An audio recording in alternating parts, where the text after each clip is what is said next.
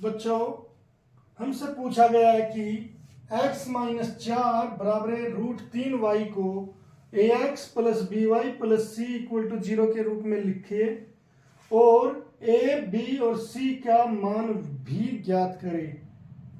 तो बच्चों यहां पर जो ये है ax plus B Y plus C बराबर 0, यहां पर जो ये चीज है बच्चों तो ये किस रूप में है ax plus B Y plus C, इसमें सभी चीजें किस साइड है, यहां पर लेफ्ट हैंड साइड और राइट हैंड साइड में केवल 0 है। तो बच्चों पहला पॉइंट यहां पर ये होगा कि जो ये इक्वेशन होगी इसकी सभी चीजें सभी टर्म्स हमारी लेफ्ट हैंड साइड होगी और राइट हैंड साइड में केवल 0 होगी। दूसरी होगी बच्चों पहले x की टर्म फिर y की और फिर कांस्टेंट, यानी कि पहले x फिर y और फिर कोई भी संख्या जो होगी अकेली वो लिखेंगे। तो अब बच्चों हमारे पास यहाँ पर x माइनस 4 बराबर √3y है।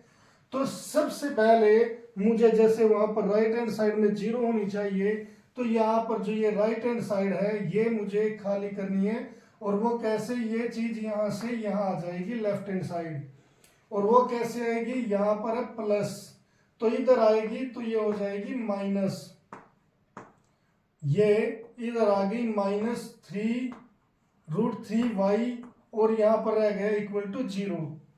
अब बच्चों दूसरी कंडीशन कि पहले x फिर y फिर संख्या होगी, यहां पर पहले है x फिर है संख्या फिर है y, तो ये हमारा इसकी दूसरी कंडीशन क्लियर नहीं कर रहा है।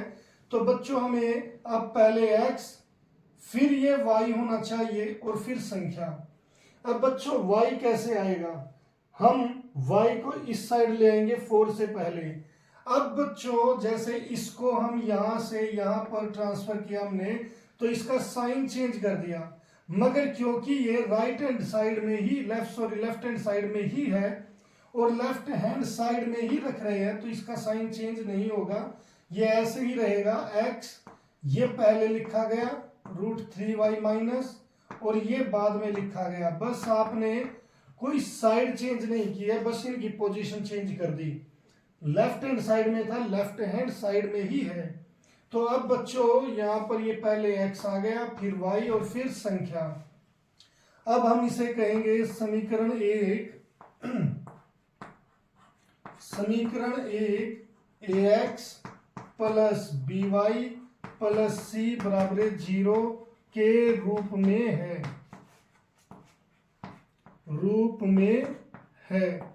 अब बच्चों यहां पर हमें a निकालना है, यहां पर x के साथ a है, यहां पर x के साथ क्या है, कुछ भी नहीं।